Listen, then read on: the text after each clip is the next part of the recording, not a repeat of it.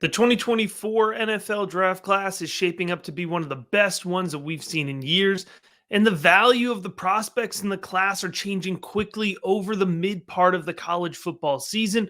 We're going to do a 4 round, 48 selection 2024 rookie mock draft. It's heading your way right now. All right, here, as with all rookie big board mock drafts, a couple ground rules. It will be super flex, it will be PPR, there will be no tight end premium.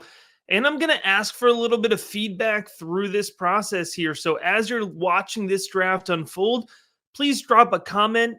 Let me know. I do like that back and forth. I like to have a discussion about it. That's the whole point of doing these mock drafts early. It's to have a discussion about what the value of the class is. So make sure to drop a comment and, of course, like the video. And I want to point out here that I'm going to be going through and doing a combination of my rankings available at patreon.com/rookiebigboard and what I feel overall consensus is. Not just going to read off my rankings because patrons already have access to those. It's not new information. If you want access to it, the link will be in the episode description. But let's go ahead and jump into it here. No early surprises. Caleb Williams will be the 101 in all Superflex leagues. He's going to be the first overall draft pick in the NFL draft. Going into the season, we talked about his arm talent. We've talked about his athleticism, and we've talked about his just innate ability to do things that other quarterback prospects aren't able to do. He's done nothing but prove that here and reinforce our preseason thoughts over the first 6 weeks of the college football season. So we are all in on Caleb Williams. Coming in at 102 here, I'm shifting off of consensus. I am a person who bumps up and prioritizes the quarterback position. Nonetheless, I'm going Marvin Harrison Jr., the wide receiver out of Ohio State. It's hard to quantify just how impactful Marvin Harrison Jr. can be on a dynasty roster, but I think if you're talking about a startup dynasty draft, he's going to be going in that round 2-3 turn heading into next season. He is impressive playing along the outside. He has great athleticism, ridiculous vertical ability, excellent ball tracking. He controls his body well. He does everything you want to see from a wide receiver prospect. I anticipate he's going to be a top 10 selection as a lock in the 2024 NFL draft, and I wouldn't be shocked if he ends up being a top 5 pick in the NFL draft. We've seen over recent years that fantasy football rookie wide receivers can have an impact on the landscape, and Marvin Harrison Jr. could very well finish as a wide receiver 1 as a rookie in the NFL. 103 here, I'm going with Brock Bowers. He's an impactful tight end prospect. I've talked about this a lot, but Brock Bowers is not Kyle Pitts. I didn't draft any Kyle Pitts. I didn't prioritize any Kyle Pitts. Brock Bowers is a different prospect. He's a special prospect. I love his pass catching ability. I love his route running ability. I think he has great hands and he works really well after the catch. But please don't be mistaken. Brock Bowers is a tight end. He's a two-way tight end. He can put his hand in the ground. He can block. NFL teams are going to respect that. I expect him to be a top 20 NFL draft selection at the absolute lowest. I'm very excited about Brock Bowers, and I am, for once, willing to prioritize that tight end position. 104 here. I'm going to end the slide here, and I'm going to go with Drake May. This isn't a knock on Drake May because he certainly has shown high upside ability. Drake May has great arm talent. He can push the ball into the deep field. He has improving mechanics. I like what I've seen over the last couple of weeks here with Drake May, although I do want to still see more consistency overall with those mechanics. He has the mobility and athleticism that's going to bump him up from a fantasy football perspective. So I like Drake May here at 104. I do think he's going to be a starting fantasy football quarterback, but I think he's going to fall in that range of always being kind of that borderline quarterback 1, quarterback 2 for fantasy football, which again is nothing to shake your head at.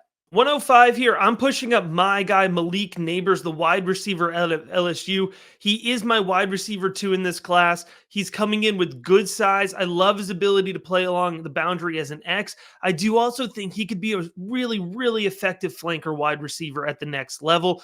Nabers wins with a great release. He wins with downfield speed, consistently separates, and he shows the ability to really pick the ball up in the air. Great ball tracking ability. Malik Nabers, he's pretty close to locked into my wide receiver 2 spot. I think 105 is higher than consensus, but he's absolutely somebody that I want to talk about early and be early on. A quarterback that I've been talking about early, and I'm willing to double down because I've been excited about what I've seen the first few weeks of the college football season here, is JJ McCarthy out of Michigan. So I'm going to go ahead and take him off the board here at 106. I'm a big fan of JJ McCarthy. I talked about preseason. He was my quarterback 3, and he's going to hold that spot here. So, of course, in a super flex league, we're going to prioritize him.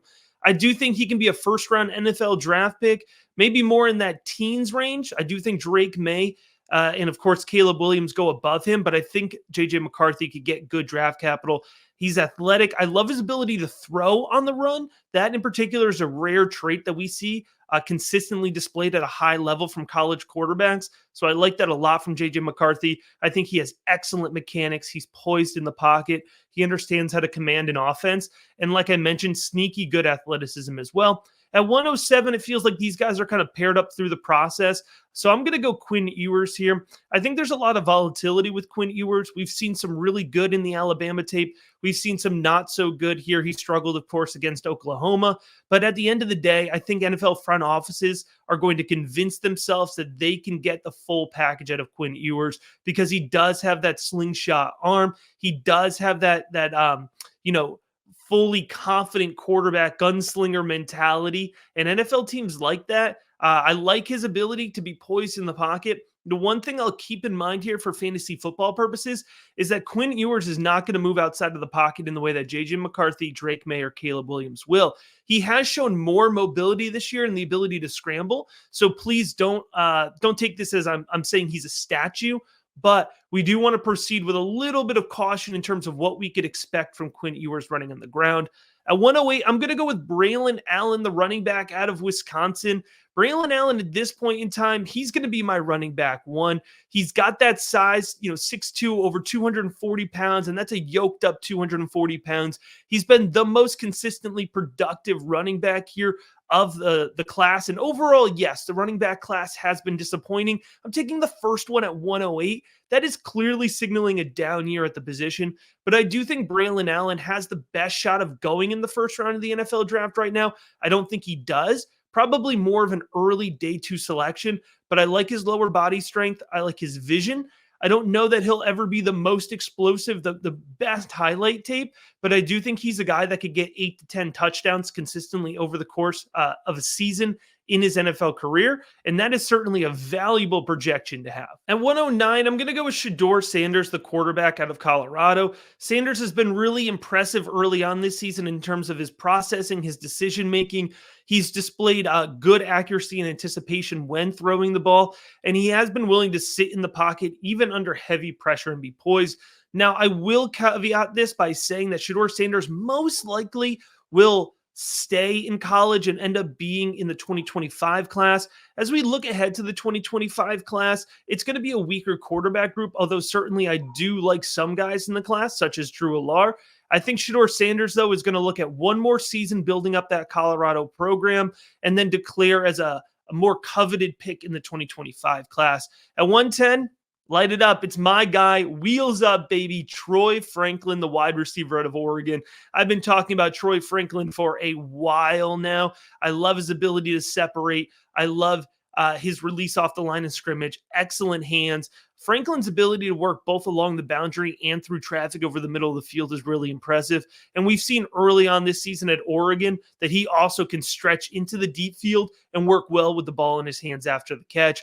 I think that's still way above consensus here for Troy Franklin, but I'm happy to be the guy that is way too early on him. He is going to be the guy that I know I have a ton of exposure to in my 2024 rookie drafts.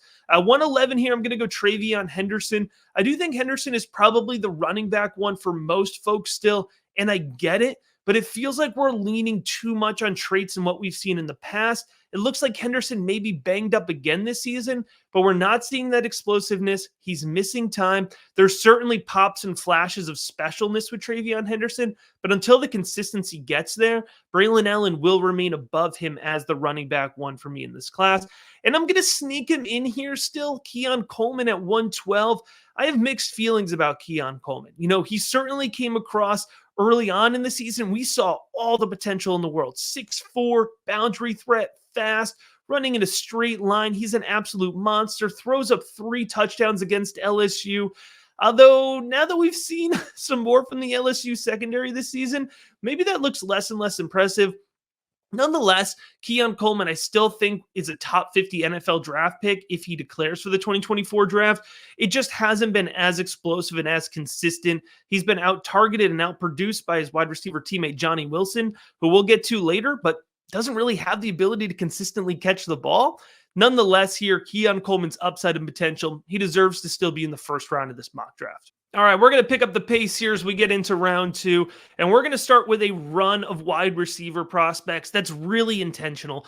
That's kind of a historical draft trend if you look at rookie drafts. The top wide receivers will go early, and then we see this run on rookie wide receivers heading into the early second round, and that's when you could get some of the best values, right? T. Higgins was an early second round rookie ADP. Justin Jefferson was an early second round rookie ADP. So if I waited to say your favorite wide receiver to the early second round, don't take it as a slight here. Take it as an understanding of how strong this wide receiver class is going to be, because there's a ton of depth to it. And let's start here at 201 with Emeka Egbuka. Now, he's the obvious snub from the first round. I've talked about Egbuka a lot in terms of he does a lot very good, but I still don't think we've seen that elite or high level trait. So the question we're going to have throughout the draft process, and everybody's going to be talking about this when they talk about Emeka Egbuka, the conversation is going to be, what did he not show that elite game-changing trait because he's in an offense with Marvin Harrison Jr. and he didn't have to, or does he not have it? Right. So that's going to be the big question with Emeka Egbuka through the draft process. I will say, if you want to look to some really good tape, some really impressive tape, I'm going to go to that Notre Dame game.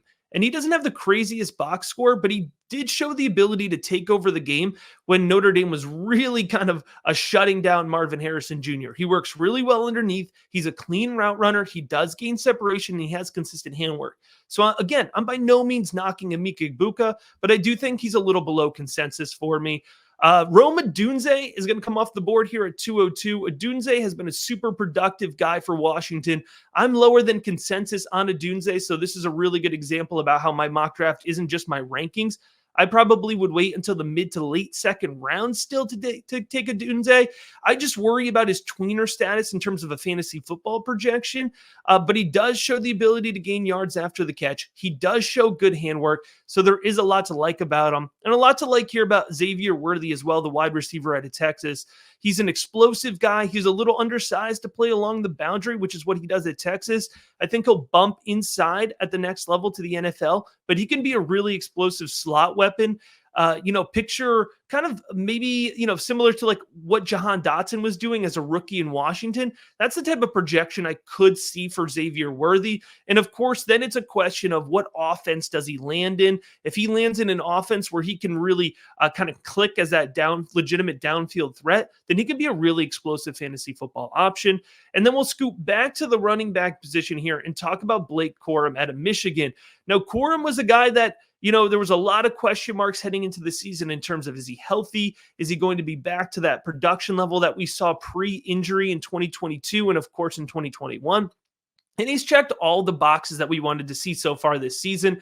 It will still be a question of draft capital with Blake Corum, but nonetheless, he deserves to be in this conversation here at 204. I've been touting Devin Neal all preseason long and over the first month and a half of the college football season, so I'm certainly not going to stop now. Taking him here at 205 above, still some big running back names that we haven't discussed yet.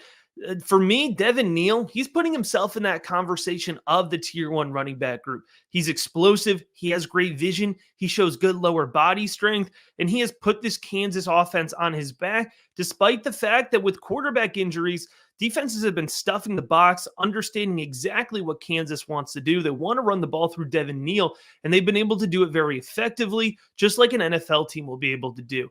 At 206 here, we're going to go back to the tight end position. Ja'Tavion Sanders, excellent ball catcher. He has good speed. He's athletic. It'll be a question of draft capital for Ja'Tavion Sanders. In a tight end premium league, he certainly could go earlier in the second round if he does secure the draft capital that I expect, which is between 50 and 75 overall. That's great draft capital when we're talking about a tight end in our just absolute desperate fantasy football landscape. 207 here. We'll talk Raheem Sanders, the running back out of Arkansas. This is a really tough one. I hate to knock guys because of injury, but it's clear that Raheem Sanders, whether it's still lingering from the injury or whether it's just not coming together this season, he hasn't looked as explosive, as consistent. The vision hasn't been as steady here that we saw from his 2022 tape. Sanders was somebody who really impressed in his 2022 tape for me, and I bumped him up after the summer scouting report, but I have to adjust and I have to pivot, not hold on to that tape too long. So I have him at 207. He's certainly somebody that we could still be talking about in that Travion Henderson, Braylon Allen conversation by the time we get to draft season. But at least at this point of time, if my rookie drafts happen today, I don't think I'd take him any higher here than 207. And then let's finish it off here with another guy that I was high on preseason that I've had to pivot down on, and that's Donovan Edwards out of Michigan. Now, Donovan Edwards, he certainly is explosive. He's athletic. He is a great pass catching option. And I thought he would be featured more in this Michigan offense, and he just hasn't been. It's been the Blake Corum show. So for me, what I expect from Donovan Edwards is actually that he's not going to declare for the 2024 draft. I think he ends up being a more prominent member of the 2025 class. That's disappointing for me, but I didn't want to write him off of this mock draft totally because he is absolutely still on my radar based on his traits. 209, I'm going with Bo Nix out of Oregon. I was a little bit above consensus heading into the season on Bo Nix, and now I feel like I'm really above consensus on Bo Nix, especially considering what happens with Shedeur Sanders, and if he declares, I think there's a chance that Bo Nix could be one of the first 5 quarterbacks drafted. I think he could be a top 50 NFL draft selection. Bo Nix looks poised in the pocket. He clearly has good accuracy in anticipation at all 3 levels of the field. He's got good mechanics, great decision-making on display, and he has mobility and athleticism to move the pocket and scramble when he needs to. We're talking about a former 5-star prospect. Yes, he's had a long college journey. He had ups and downs under a tumultuous coaching staff change there at Auburn, but now that he's at Oregon over the last 2 seasons, it's clicked. It's all been put together. I think he's the sort of guy who gets on the whiteboard, gets in front of coaches, just absolutely crushes the Senior Bowl and rises up the draft process here. If this was a weaker quarterback class, I think we'd be talking about Bo Nix as a locked-in first-round pick. But now, at this point in time, I think he's a legitimate top 50 guy. I'm taking him at 209 in this mock draft. He could be as high as early second round here, or maybe even late first round when we're doing our actual rookie drafts heading into next season. At 210, I'm going to take Marshawn Lloyd, the running back at USC. I've been really impressed with what we've seen out of Marshawn Lloyd. He looks explosive, athletic. He shows really good change of direction ability, nice, clean, short area quickness from Marshawn Lloyd. You might be missing it a little bit because USC is not always playing on prime time. And of course, the discussion is based around Caleb Williams when it comes to this USC offense. But Marshawn Lloyd is absolutely a critical part of this offense. And I think NFL teams are going to take notice. It's probably going to be an early day 3 selection, but I think he could slide in there to late day 2. Next up is another one of my guys, 211. I'm taking Jayden Daniels here. Listen, another guy. It's been a journey. He was so impressive as a breakout freshman star at Arizona State. And then, kind of dropped a little bit there with Herm Edwards. He transfers to LSU, has a solid season last year, but early on he's running, he's not throwing. This season, folks, Jayden Daniels' pocket poise, pocket presence, comfortability throwing the ball, leading receivers downfield. It's one of the most dramatic improvements I've seen year over year, especially for a guy going in from his 4th to 5th year at the college level. I think NFL scouts are going to take notice. You just don't get this type of arm talent paired with that level of mobility. He's the definition of a day 2 NFL draft selection for me. The type of guy that you roll the dice on, right? To get him in your NFL system, you can scheme a little bit around him potentially. And he's the type of guy where if he needs to come in for an injury, which we know happens a lot in the fantasy football landscape, right? He could come in and he could just be the type of guy that takes over an offense, never gives the job back.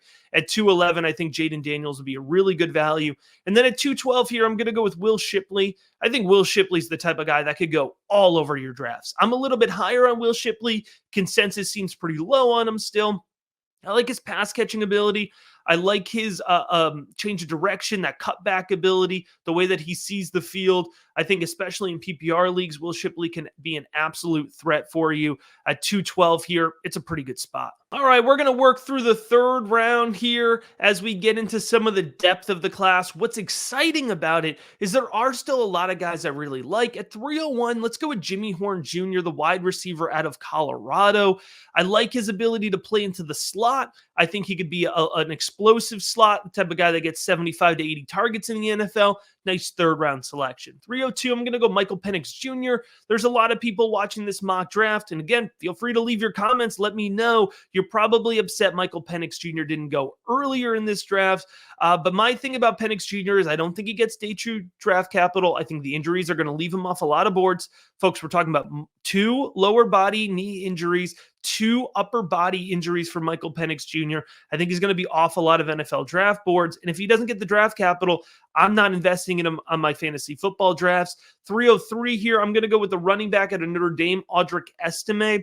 I like what Estime's been able to do early on in the season in terms of running in between the tackles. He's a power back. He's been consistently productive. I think he'll translate well to the goal line.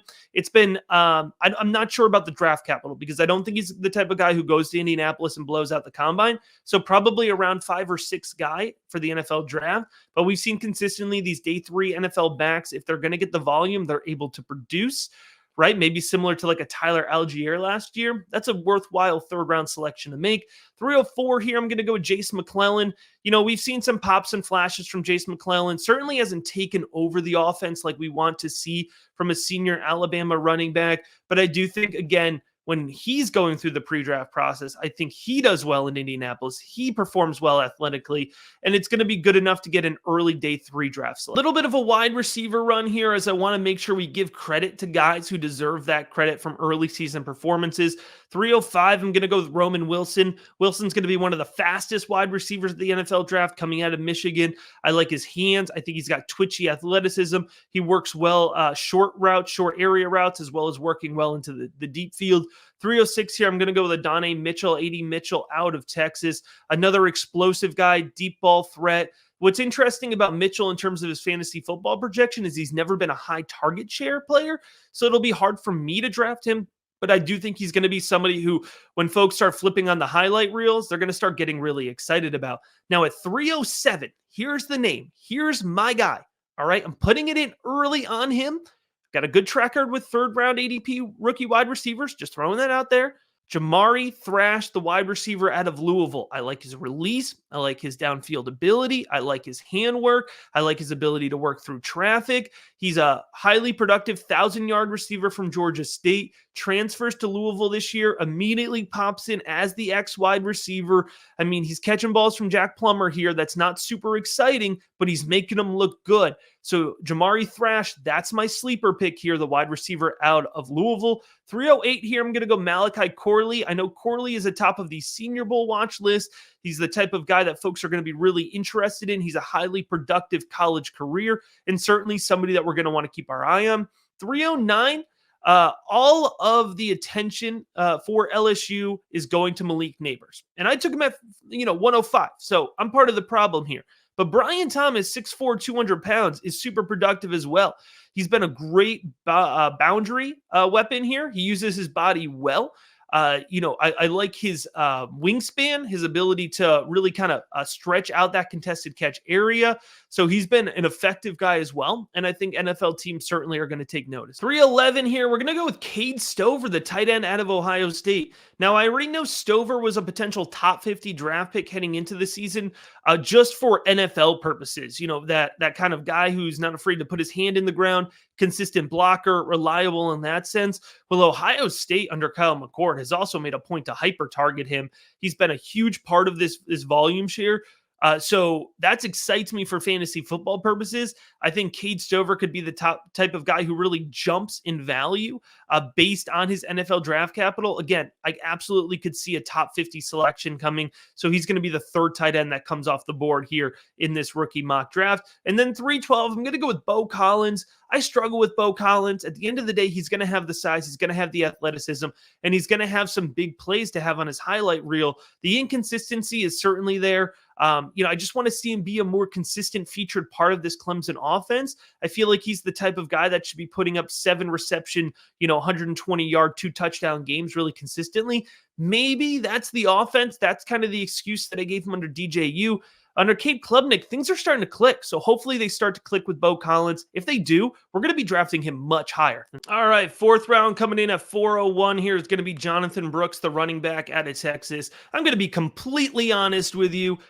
Meant to put Jonathan Brooks in earlier here. He's been really impressive, so roast me in the comments. He doesn't deserve to be down here in the 4th round. I think he ends up being more of a round 2, early round 3 rookie selection. The question with Jonathan Brooks will be draft capital, but he's looked powerful. He's looked explosive working through the second level of the field for Texas, and certainly has been productive and a featured part of that offense as well. 402 here, I'm going to go with Ray Davis, the the running back here out of Kentucky.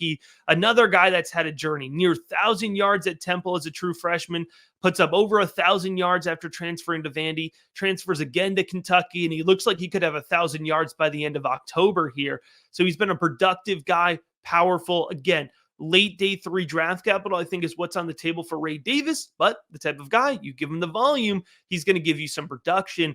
403 here, let's go with Xavier Legette, the wide receiver out of South Carolina. He's fast. All right. He has good size that he pairs with that speed. He's got nice hands. I like his ability to work those drag routes underneath, work those post routes into the deep field. Now, Xavier Legette, I can already see it. I can already hear the feedback. Let's take this guy higher. Why isn't he in the 3rd round, right? It's a deep class. Your 4th round rookie picks, they're looking really good right now. 404, Jalen McMillan. I like him as a possession wide receiver. Doesn't quite have the upside of his Washington teammate, Rome Odunze, but I do think that he's a name that's going to be really familiar to folks, and they're going to want to draft here. 405, I am going to go with Sam Hartman. It'll be interesting to see how that quarterback landscape shakes out here, but I do like Sam Hartman as a game manager. 406, I'm going to go with Cam Ward. I actually think Cam Ward has a lot more upside.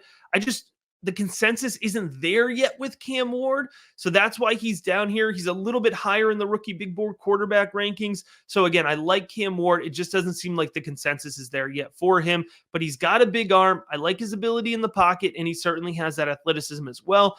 There's a decent chance he does one more year and ends up in the 2025 class. So maybe that's why the swell hasn't built up too much, but certainly somebody that I like. That brings us to 407, Johnny Wilson, the wide receiver out of Florida, 6'7", over 200 pounds. He's a big bodied threat, and he's somebody who a lot of folks are excited about. I know there's some folks watching this video that would take him in the 2nd round, okay? I'm not touching Johnny Wilson. I have a general rule with wide receivers. It's a simple rule, but it's a rule that everybody overlooks every single year, which is I like when my wide receivers can catch the ball. Johnny Wilson has a history of drops. That history of drops does not stop at the NFL level where all of a sudden you don't ever have space, and that NFL team is not going to force feed you the ball and make sure that you are a priority. All right. So I don't get it with Johnny Wilson, but he needs to be on this list because a lot of folks do get it.